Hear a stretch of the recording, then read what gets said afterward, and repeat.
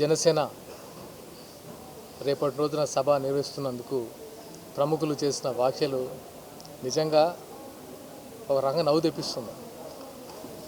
పొన్నం ప్రభాకర్ గారు మాట్లాడిన మాటలు వింటుంటే సహచర మంత్రులను ఆయన ఎలాంటి మాటలతో మాట్లాడుతున్నాడో తెలంగాణ ప్రజానీకం చూస్తూనే ఉన్నారు. ఒక తెలంగాణ బిడ్డగా ఇలాంటి ఫిల్తీ లాంగ్వేజ్ నేను యూజ్ చేయను, ఎందుకంటే నేను తెలంగాణ బిడ్డను కాబట్టి. ఎందుకంటే తెలంగాణలో ఇలాంటి ఫిల్తీ లాంగ్వేజ్కి చోటు లేదు. ఒక మంత్రి పదవిలో ఉండి సహచర మంత్రితో పిచ్చిగా మాట్లాడడం, ఇంతకుముందు మీ పక్కనున్న మంత్రితోనే అడ్లూరి లక్ష్మణ్ గారితో మీరు చేసినవి, దళిత మంత్రితో మీరు చేసిన వివాదం తెలంగాణ ప్రజలు మర్చిపోలేదు. తను మంచోడు కాబట్టి ఏదో సద్దుమణిగిపోయింది. మీరు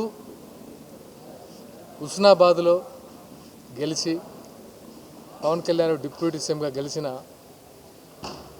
నియోజకవర్గంలో మీరేం చేశారు, పవన్ కళ్యాణ్ గారు ఏం చేశారో ఒక్కసారి గుర్తు తెచ్చుకోండి. పిఠాపురం ప్రజలు ఆయన ఒక దైవంగా కొలుస్తున్నారు. అక్కడ ఎలాంటి కార్యక్రమాలు నిర్వహిస్తున్నారు ఒకసారి చూడండి, మీరు తెలుసుకోండి చాలు. ఆ తర్వాత ఒకసారి మీ కాన్స్టిట్యూన్సీ అయిపోతే మిమ్మల్ని ఎలా చూస్తారో తెలుసు. సో ఇంకా నేను ఎక్కువ మాట్లాడలేను.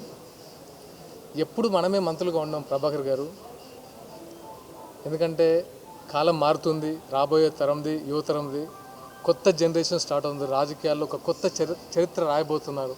సో ఇంకా మీరు ఎక్కడో బీసీ కాలంలో ఉండి, బీసీ అంటే ఇది ఆ బీసీ కాదు, ఆ బీసీ కాలంలో ఉండి మీరు మాట్లాడిన వ్యాఖ్యలు చాలా ఇబ్బంది పెడుతున్నాయి. అయినా సరే మానుకోండి ఇక నుంచి అయినా. ఎందుకంటే పవన్ కళ్యాణ్ గారు ప్రతిసారి సినిమా నటుడు దీని గురించి విమర్శలు స్టార్ట్ అవుతున్నాయి. సినిమా నటుడు అయితే రాజకీయాల్లోకి రాకూడదు. రాజకీయాల్లో ఎంత ప్రభావం చూపించారో సినిమా నటుడు అనేది ఆల్రెడీ చూశారు మీరు. ఎన్టీఆర్ గారి దగ్గర నుంచి ఇప్పుడు విజయ్ గారి దాకా.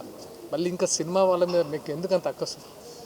కరోనా టైంలో అదే సినిమా వాళ్ళు, అదే ప్రభాస్ గారు 4 కోట్లు ఇచ్చారు, చిరంజీవి గారు ఇచ్చారు, రామ్ చరణ్ గారు ఇచ్చారు, అల్లు అర్జున్ గారు ఇట్లా ఇచ్చారు, మహేష్ బాబు గారు డబ్బులు ఇచ్చారు, నితిన్ గారు డబ్బులు ఇచ్చారు. అంటే యావత్ సినీ ప్రపంచం అంతా మీకు కరోనా టైంలో కానీ, వరదలు వచ్చినప్పుడు కానీ, ఏమైనా ఉపద్రవాలు వచ్చినప్పుడు కానీ అండగా నిలుస్తుంటారు. అప్పుడు సినిమా వాళ్ళు గుర్తురారు, ఎందుకంటే సినిమా వాళ్ళు ఇచ్చింది మర్చిపోరు. ఎప్పుడైతే మనం ఇక్కడ ఒక జనసేన సభ పెడుతున్నాం, కానీ పవన్ కళ్యాణ్ గారు సభ పెడుతున్నారు, క్షమాపణ చెప్పాలి, కొబ్బరి చెట్లు గుర్తొస్తాయి, సినిమా నటుడు గుర్తొస్తారు. అది భయం. అంటే ఈ భయంలో మీరు ఏం చేస్తున్నారు, ఏం మాట్లాడుతున్నారో మర్చిపోయి మాట్లాడుతున్నారు. దానికి కావకండి. ఇంకా రాబోయేది కొత్త తరం పాలిటిక్స్, కొత్త తరం రాజకీయం రాబోతుంది. ఇంకా ఈ అవుట్డేటెడ్ సోకాల్ రాజకీయాలన్నీ పోబోతున్నాయి. ఎందుకంటే జనాలు చాలా చూస్తున్నారు, మార్పు కోరుకుంటున్నారు. జనాల్లో చాలా మార్పు వచ్చింది. లేదు వాళ్ళు ఇప్పుడు మీరే చెప్తున్నారు కదా, తెలంగాణ వచ్చి 12 సంవత్సరాలు అవుతుంది, ఇంకా తెలంగాణ భావాన్ని, ఆంధ్ర భావాన్ని రెచ్చగొడుతూ ఏం చేశారు తెలంగాణలో? 10 సంవత్సరాలు మేము తెచ్చాం అన్న వాళ్ళు 10 సంవత్సరాలు ఇస్తే ఏం చేశారు? ఏం మారింది? మీరు 2.5 సంవత్సరాలు అవుతుంది, మీరేం మార్చారు? ఇంకా మళ్ళీ మేము తెలంగాణ, అరే నిజంగా తెలంగాణ భవిష్యత్తు గురించి మాట్లాడేవైతే 12 సంవత్సరాలు మీకు సరిపోదా? ఇంకా తెలంగాణ భావం, అసలు శిశులైన తెలంగాణ వాదుల్ని ఎక్కడో మూలకు నెట్టేశారు మీ అందరూ.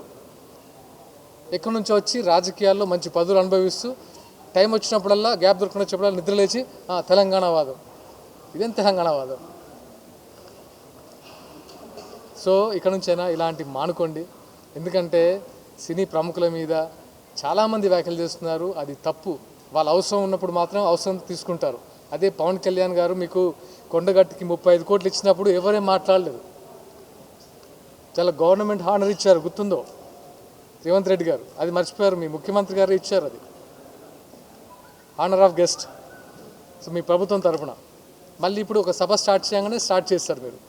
ఏం రాజ్యాంగంలో ఎక్కడుంది ఒక పార్టీ తెలంగాణ గడ్డ మీద తెలంగాణలో జెండా ఎగరవేసిన జనసేన పార్టీని మమ్మల్ని మేము ఎంకరేజ్ చేసుకోకూడదు, మేము దీన్ని బలోపేతం చేసుకోకూడదా?